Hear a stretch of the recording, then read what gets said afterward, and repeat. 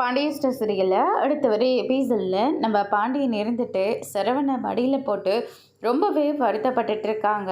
என்னோட சுயநலத்துக்காக உன்னோட வாழ்க்கையே நான் இன்னைக்கு கேள்விக்குறியாக ஆக்கிட்டேனே, என்னை மன்னிச்சிட்றா அப்படின்னு சொல்லிட்டு மன்னிப்பெல்லாம் கேட்டுக்கிட்டு இருக்காங்க.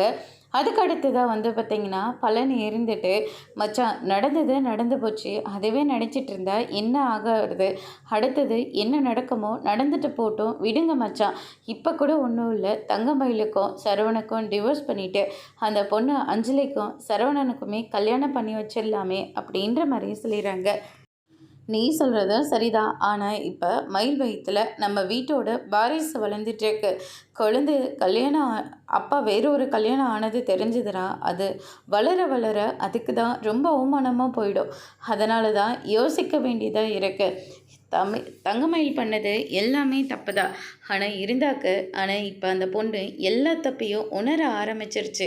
ஏதோ அம்மா பேச்சை கேட்டு தான் வாழ்க்கையை காப்பாற்றிக்கிறதுக்காக ஒரு பொய் சொல்லி அது பல பொய்யாக ஆயிடுச்சு. இது இப்போ அந்த பொண்ணோட வாழ்க்கையே கேள்விக்குறியாக நின்றுட்டுருக்கு அப்படின்னு சொல்லிட்டு நம்ம பாண்டியன் சொல்லிக்கிட்டு இருக்காங்க. அதுக்கு அடுத்ததாக பார்த்தீங்கன்னா, எனக்கு தெரிஞ்சு சரவணும் அந்த பொண்ணை ஏற்றுக்கிற மாதிரி எனக்கு தெரியல.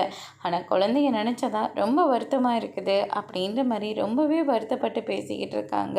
அதுக்கு அடுத்ததாக தங்கமயிலும் சரவணோட வாழ்ந்த வாழ்க்கை எல்லாத்தையும் நினச்சி பார்த்து அவங்களும் ரொம்ப வருத்தத்தோடு இருக்காங்க. அதோடு இன்னைக்கான ப்ரோமோ முடிச்சிருக்காங்க.